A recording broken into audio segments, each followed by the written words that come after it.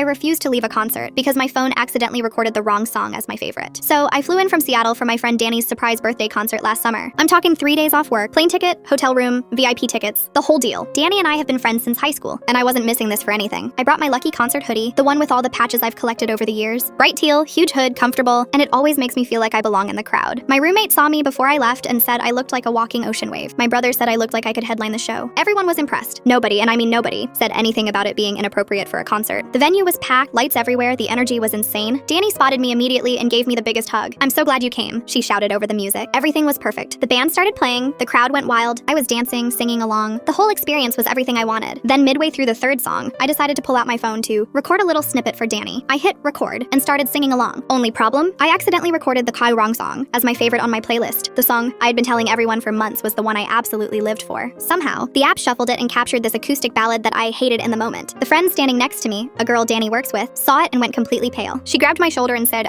you can't have that as your favorite. Danny is gonna freak out." I laughed because I thought she was joking. I said, "It's fine. I just hit the wrong track. Everyone knows my real favorite." She crossed her arms and said, "It looks like that's your favorite now. You need to fix it before she sees." I said, "I flew in from Seattle. I am not leaving the concert halfway through because my playlist glitched." She got this look on her face like she couldn't believe I wasn't panicking. "If you don't fix it, I'll tell her myself." I just stared at her like, what do you even say to that? I repeated that I was here for Danny and the concert, not my phone's mistakes. She stormed off and went straight to the merch table, whispering to a couple of Danny's coworkers. They looked over, looked at me, shrugged, and kept shopping. That was it. No one cared. I figured that was the end of it. I stayed through the encore, screamed my lungs out, high-fived Danny at the end, and left on an absolute high. The next morning, I met some friends for brunch at the hotel. One of Danny's coworkers, a guy named Liam who I didn't really know, immediately brought it up. He said I should have stopped singing the wrong song and quietly changed my playlist because it made people uncomfortable. He said I was making it about myself instead of respecting Danny's big moment. I put down my fork and asked him if he was serious. Did he actually think my recording mattered? Or was he just repeating what the girl said last night? He didn't have an answer. Here's the thing. If Danny had asked me to stop singing, I would have. If she had come over to mention it, I would have apologized and adjusted my playlist immediately. But neither of them did. Danny was too busy enjoying the show, hugging her friends, dancing, loving her birthday. I texted Danny a few days later just to check in and make sure she was okay. She had no idea anything happened. She said everyone had a great time, she loved that I came, and she loved my energy at the concert. She actually apologized that someone made me feel self-conscious over something so silly. So in the end, the only person who had a problem was the one who wasn't even part of the concert's main group. And my hoodie, still my lucky charm.